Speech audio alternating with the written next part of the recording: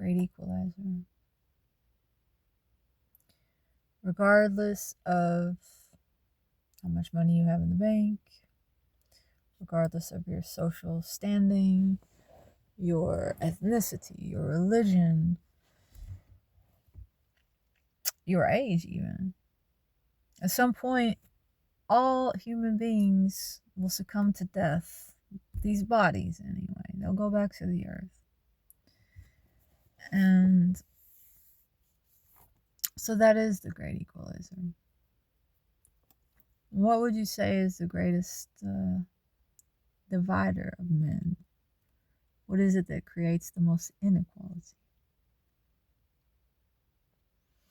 I would say it's money, which is a creation of man. It's not actually a natural thing. Whereas death is a natural part of life. Life is, and death is a part of life. Life is eternal, and there's all these things that happen within it, death being one. Okay. Money is not something that happens naturally. It's not a natural organic creation of God. It's a creation of man. It's a concept. It's a tool. And it's yet to be determined if it's a tool that should be carried on into the future. Okay, it's just a tool. I'm not saying it shouldn't. I'm just saying let's look at what's happening. Let's look at what has happened throughout history and the way that money has been used and leveraged against humanity by humanity. It's a tool that has become a weapon, right? So it's always about the level of consciousness and the quality of consciousness behind any given tool or thing. It's how you apply it, how you use it. So maybe money isn't the problem. Maybe it's our level of consciousness. Clearly, our collective consciousness is not developed yet to enough. It's not developed to a point yet where we're able to use this tool responsibly and lovingly, because we got a bunch of people hoarding it, and there's no laws against that. It's totally fine to hoard money and use that money to buy up all the resources that everyone else needs to live, and then charge whatever you want for it, right? There's something wrong with that, I would believe. How about you? Isn't it ironic that it is our use of the great unequalizer, but the money that creates the inequality, our misuse of it, is the thing that is leading to the great equalizer. It's leading us quicker to our graves.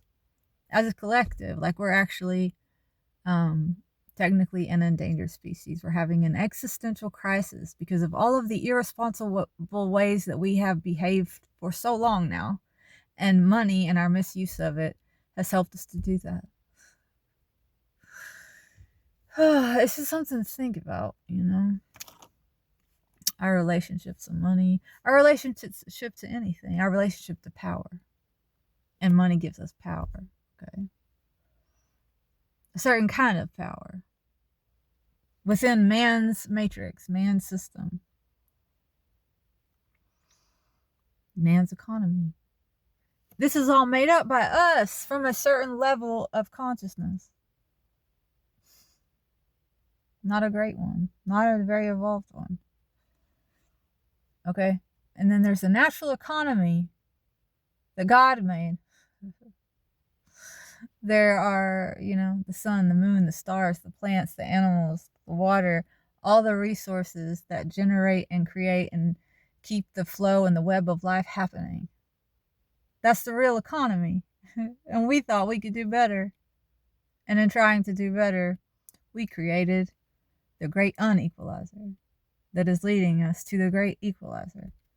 Faster and faster and faster. And it's about to gobble us up. Whew, wow. Real wealth is spiritual. It lives in the heart. It is the heart. Oh, wow. What if everyone tried to build up this bank account, what would the world look like? What would the dispersal of money look like? What would the dispersal of resources look like in a world where humans were concerned first and foremost not with how many zeros are on their bank ledger, but how much love is in their heart? We'd be living in a different world right now. And nobody can pass a law to make that happen. Okay? It's got to be something we all decide as individuals that we're going to do, and we're going to do the work because it's what's right. You can't make a law about something like that. I mean, you can, but that's not the way love works. Love doesn't force, love doesn't coerce. Love allows free will choices. That's why God allows evil things to happen, bad things to happen, because God loves us and has given us the ability to make mistakes and do wrong things so that we can learn and grow and come back around and choose love. Love has to be a choice. And how do you know to choose something unless you've fallen away from it and realize what you're missing out on? This is what is happening. We are remembering what it is that we fell away from, our grace. Wow. What a journey, what a ride.